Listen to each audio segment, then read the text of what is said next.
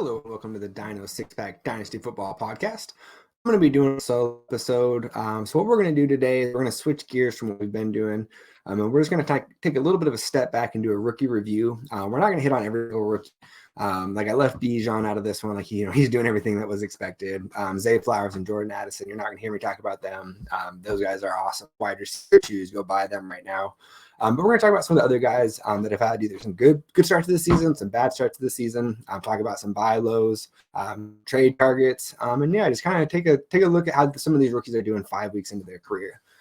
Before we jump into that, though, make sure you guys like and subscribe this video to get more content like this. Head on over to fantasy6pack.net/plans, become an all-access member. When you do that, you're going to get access to like our DFS and our betting cheat sheets. We have award-winning rankers for pretty much every single fantasy sport. And best of all, you'll get access to our Discord where you can DM me and all of our other analysts and some advice tailored like directly for your fantasy league, which is kind of hard to do with just like a tool or like a playbook type thing where you import it, because it's hard to adjust for every little small scoring tweak. And, we can at least try and help a little bit with that. But with that all being said, let's go ahead and get this started today. We're going to start at the quarterback position here. We're going to go with CJ Stroud first. He was my quarterback one from day one. And so I expected him to be pretty good, but he's even exceeded my expectations to this point. As we all see or have read since Sunday, he now has a record for most consecutive passes to start his career without an interception, which is awesome. And, it's easy to kind of be like, maybe he's just kind of managing the game. When you look at, he only has a 7-0 touchdown rating ratio in 5 games. But that's not really the case. I mean, he has 240 more yards in every single game. He's gone over 283 times. He's broken the 300-yard mark twice. And he's cleaned up the fumbles too. The first 2 weeks he lost a fumble. He hasn't even put one on the ground since then. So he's making improvements. He's already started off on an excellent note. The offensive line is not playing great. Like most of their starters are out right now, and he's still putting up these types of numbers. And I think that kind of shows how special he is, because you look at Dameon Pierce, who thrived last year. He can't really get anything going on the ground, but Stroud is finding a way to get it done in the passing game. Him and Tank Dell showed a good rapport. Nico Collins is finally looking like a solid option for him. Robert Woods is a steady vet. CJ Stroud, man, he's firmly kind of in my middle of QB1 tier for Dynasty ranks. I'd say he's right there in like that Trevor Lawrence and Justin Fields tier for me, kind of with Tua as well, kind of in that mid to begin quarterback one. I wouldn't be surprised if he keeps going. If he keeps playing like this, he could jump even higher. Moving on to our next quarterback here, and that's going to be Anthony Richardson. He's a monster. We can all see he's a fantasy monster when he's on the field. Like, he's got that league-winning capability that we all dreamed about. Not only is he exceeded as a passer, at least for my expectations, the running game is on full display there. Had a little bit of a down week in week 4, went up for 25 passing, but he looked locked in week 5 before he left with an injury. He's 9 for 12 with 98 yards. Unfortunately, he did leave with an injury, and that's twice he's done it. They need to really teach him to kind of avoid unnecessary contact and teach him to slide on some of these plays. He's probably headed to the IR after this. Sounds like an AC joint injury, and I think I read grade 3, which is usually a month or more. I'm not a doctor, so don't take that as law. That's just kind of what I've been reading. So maybe a little bit of a buy low opportunity, but I don't really think so, just because the person that had Anthony Richardson on his team has seen everything else that we've seen, and he's not in a rush to sell him right now. Even a contending team, I think they're just going to want to hold on to him and use them as a lottery ticket in the fantasy playoffs. Rounding out quarterbacks that we're going to talk about today, that's going to be Bryce Young. Kind of figured we'd talk about the top 3 here. And man, he's been up and down so far, coming into the season and into the draft. I had him as a tier below Richardson and Stroud for fantasy purposes, and I think that's pretty clear that is the case. That he's going to be a little bit project. He's not going to come out and have that QB1 relevance right away like the other 2 guys in the class have. When you are watching him, he looks small out there, but on a positive note, like his ability to extend plays and get outside the pocket and create, like that does look like it's going to translate. And, it's apparent that he can do that at the pro level. It gives me a little hope that as he gets used to the NFL game and things kind of start to slow down for him, that, he'll develop into like a solid high-end quarterback 2 for fantasy for you. Maybe a little more, I've been a little bit lower on him. So I see him more as like a long-term QB2 than a QB1 for fantasy at least. But you just got to be patient with him. If you invested a high pick in him, especially in a super flex league, just be patient. I know this isn't really what you want to hear when you spend a top 5 pick on a rookie, but like Trevor Lawrence, he took like a season and a half to really start to pop. And Bryce Young is not the level of prospect Trevor Lawrence was. So just kind of keep your expectations in check there. He's more than likely a guy that if he does break out, it's in year 2 or 3. But that doesn't mean I'm wanting to bail on him if you invested a high pick in him. I think at this point, you're probably best just kind of riding it out at this point. On over to the running back position, and a guy that has not been up and down is Devon Achane for the Miami Dolphins. I'm just going to say it, like, as of right now, on this moment, October 9th, he is a legit running back one for not only the Dolphins, but for dynasty purposes as well. Just one of those rare occasions where it's like a perfect fit of talent and scheme, and it just happens to work perfectly in its immediate fantasy relevance. I don't really see this slowing down. You know, he had 200 yards in his big breakout game. Everyone thought he'd come back down to earth, and I guess he has, but that's still back-to-back 100-yard games. He's found the end zone 3 more times since then. Did leave this last game with a knee injury, so that is something to monitor, but it didn't sound like they were super worried about it. I don't look going to be a buy low opportunity. There's no way that the person that rosters him right now is going to let him go. If you do have him, just be patient, even if he misses a week or two. Like, he's come back. He only needs but 10, 12 touches, and there's a good chance he's going for over 100 yards in the score, if not 2.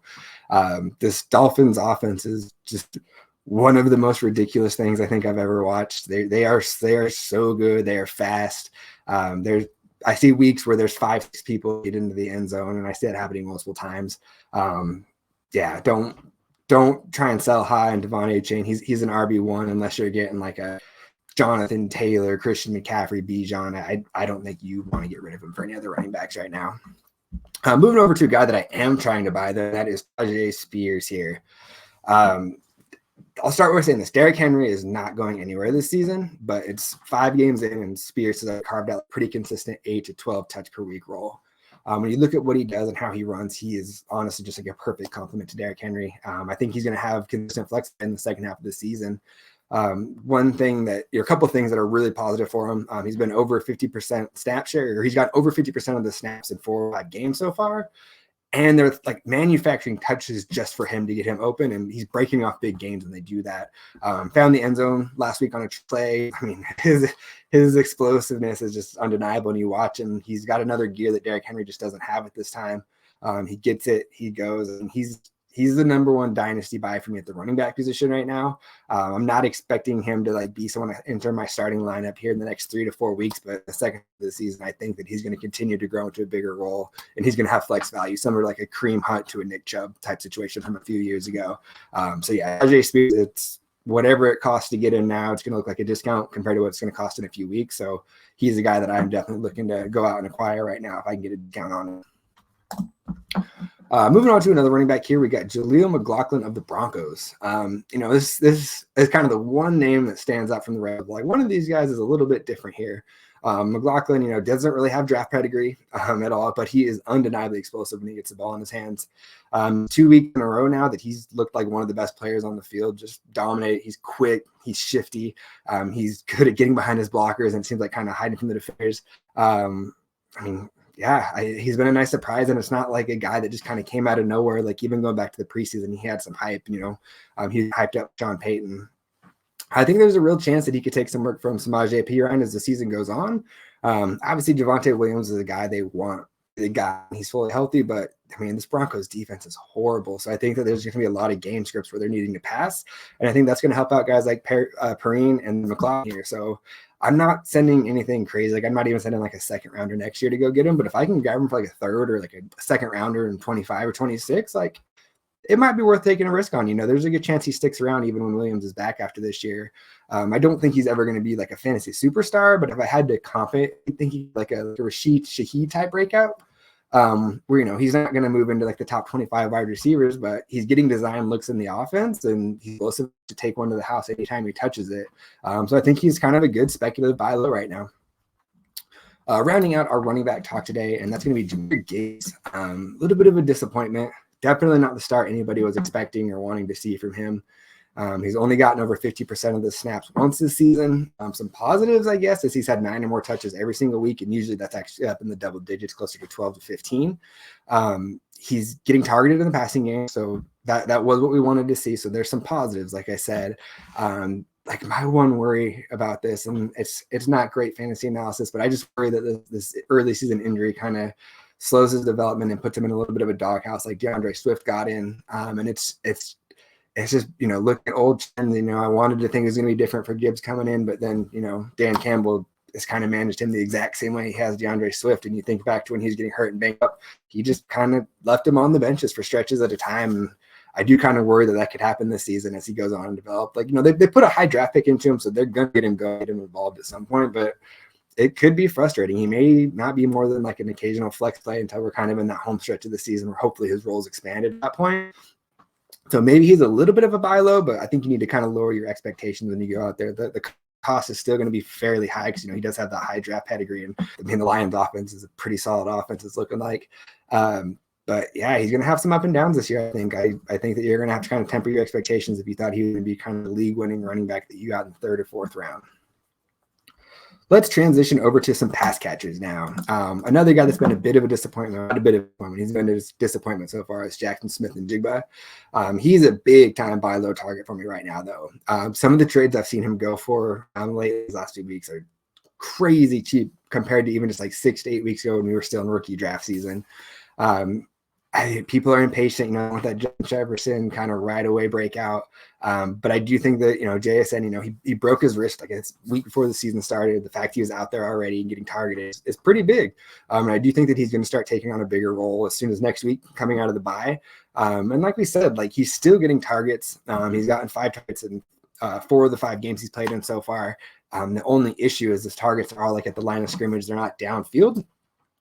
Which I don't think is a thing that's going to stick around forever. You look at what made JSN special, is his ability to get down the field and make plays with the ball in the hand. And that's just not going to happen if they're just owning him on the screen game. So I think eventually they're going to start using him downfield. Pete Carroll is a pretty good offensive mind, so they'll find a way to get him some manufactured touches. And I do think that he's a guy going to pick it up here moving down the stretch. Kicking it over to Indy right now. Here we got Josh Downs. Another guy that I liked kind of that back into the 1st round, early 2nd round for rookie drafts. Right away, he's got 5 or more targets in 4 of the 5 games he's played in. Best game of last week, called in all 6 of his targets for 97 yards. He's just kind of developing into a really nice safety valve for this offense. And I don't think it's a situation where we'll see his value drop with Anthony Richardson out. Gardner Minshew came in and they've shown a pretty good rapport the 2 games they've got to play together. I think that Downs is a really good speculative stack right now. Not a guy that you're wanting to throw into your flex spots right away. But I think he's a guy that's going to be extremely useful, especially as we get deeper into the bye week season or the bye weeks. More and more players are going to start to get injured or banged up or miss a game here and there for random things. So I do think that there's a stretch of the season where he's going to be useful. He's a good speculative stash now. So he's a guy I'm going to look out and just kind of putting a feeler out, seeing if I can get him for like a 2nd rounder next year. That's a deal that I'm looking to make right now.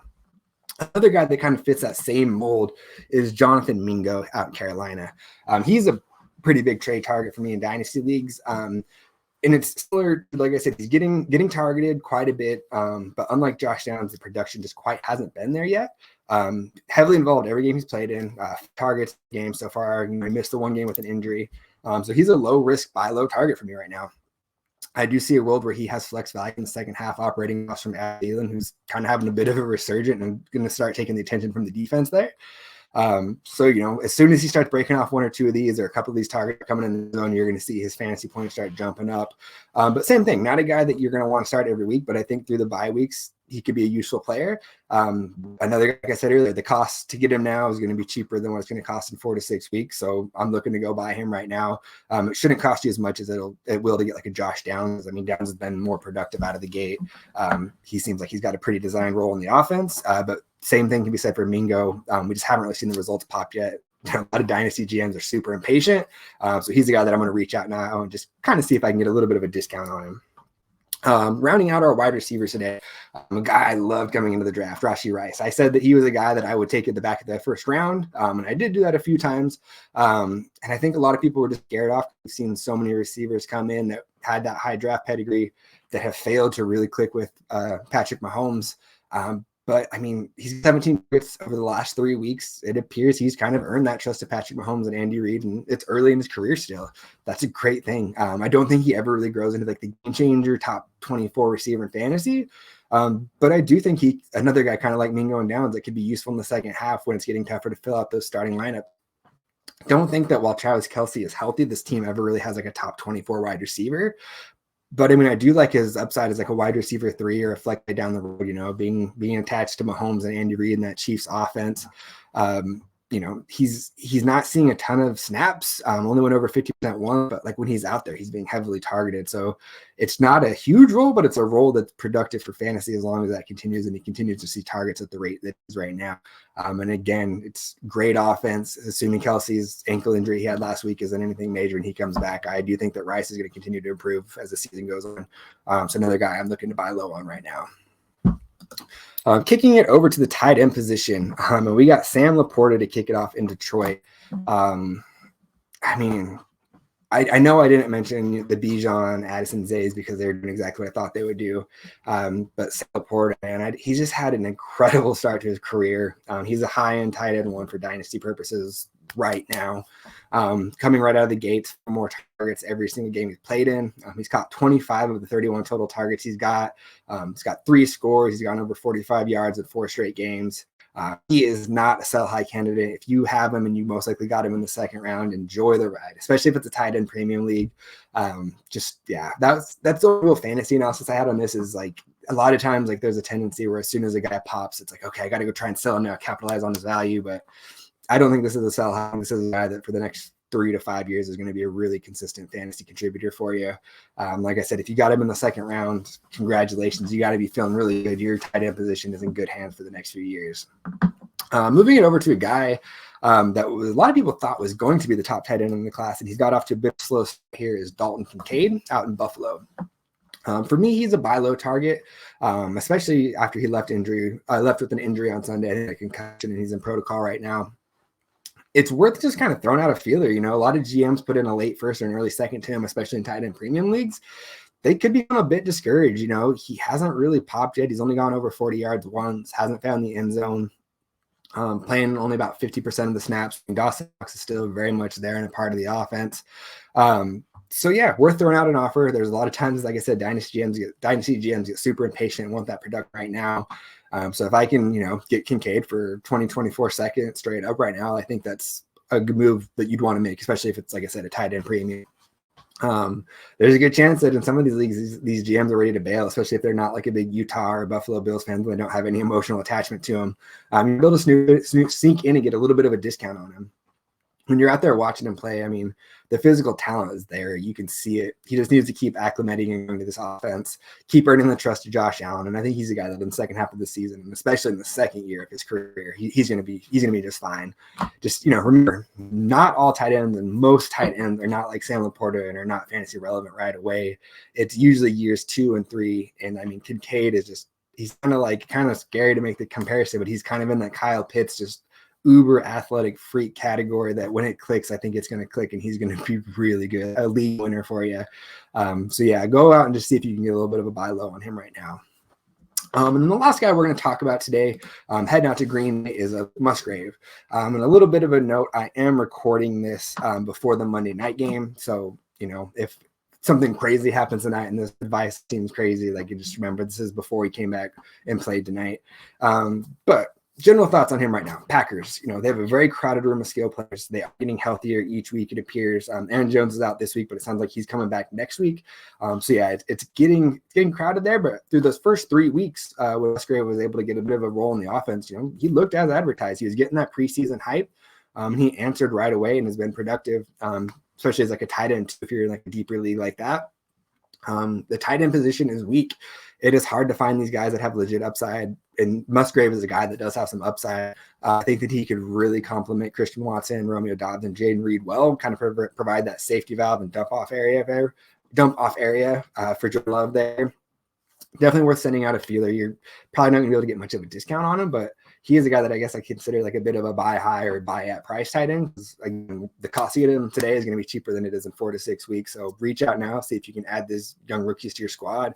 And then you got that tight end too that has upside down the road. You probably did not pay what it costs to get this type of production down the road. So that's going to do it for me today. I think through 14 rookies. We'll be back again in probably 2 or 3 weeks, and we'll do 14 new rookies. It's something I'll kind of make a repeating segment here. And then maybe next we'll touch in on some of those higher end guys like the Bijans, Addison, Zay Flowers, assuming they're still rolling how they are. We'll kind of touch on that, just kind of see where they're coming in, some of the draft classes of like the high producers in the draft classes. So yeah, again, thanks for tuning in here. Make sure you guys hit that like, subscribe button. Head on over to fantasy6pack.net/plans. Become a member. Come hang out with us in the Discord. A lot of fun stuff we got going over there. Other stuff I have going on right now. Every Sunday morning, you can catch us on Fantasy Six Pack Sunday Social live show on YouTube. Here on the East Coast, and so I come on from 8 to 9 a.m., which I believe is like 11 to noon on the East Coast. So if you're kind of in the middle time zones, you can do the math there. But we answer all your questions. You can tune into Facebook or YouTube and watch it there. Kind of enter your questions there, and we answer every single one that comes in. It's a lot of fun. We've had some really good calls the last few weeks. You know, of course, we've had our misses as well. But I mean, this last week, I think we had 7 or 8 calls that were a little out there that every single one of those guys scored a touchdown. So you know, we've had some pretty good calls these last few weeks, and if nothing else, it's just a lot of fun to kind of come talk football, hang out with us before the games get going. Outside of that, you know, every Monday I'll have this podcast coming out talking Dynasty. But it's out today already, but Monday mornings I do like a recap of the week for fantasy purposes. Just kind of go through just a couple 2-3 sentences on each team, kind of some main fantasy takeaways. So that way, you know, if you have time to sit and watch every single game or read every single article, you can kind of just go through and find the 2 to 3 things that you need to know for your fantasy leagues to make moves going forward when it comes to waivers and trade time next week. And then if you follow me on Twitter here at Dyno NFL, I actually put out a Dynasty version of the article just straight onto Twitter. Free. It's a little bit more in depth. I think I go more like 5 to 6 sentences on each team as opposed to the 2 to 3 for the redraft recap, just because I have the ability to do that on Twitter now, which is pretty nice. So yeah, that's, like I said, you got written recaps for Dynasty and redraft that you can get for free every single week. I'm on our Sunday social show, this podcast for free for you every single week. Man, we're getting to the heat of the season. It's starting to get busy. It's the best time of the year, in my opinion. Out here where we're at, it's finally starting to feel it all today. A little bit of a raspy voice, so sorry if my voice is a little bit annoying today. But yeah, we'll be back again next week. I believe next week we're going to be breaking down some real trades that have gone on in my paid Dynasty leagues over the last 3 weeks. It's kind of fun just every few weeks going in like a 3-week block and pulling out all the trades, because they're all paid leagues, so they're not just like throwaway leagues or anything like that. You can get an idea for like what some guys are going in competitive Dynasty leagues for. So yeah, make sure to tune in next Monday for that. And until then, you guys all have a great day.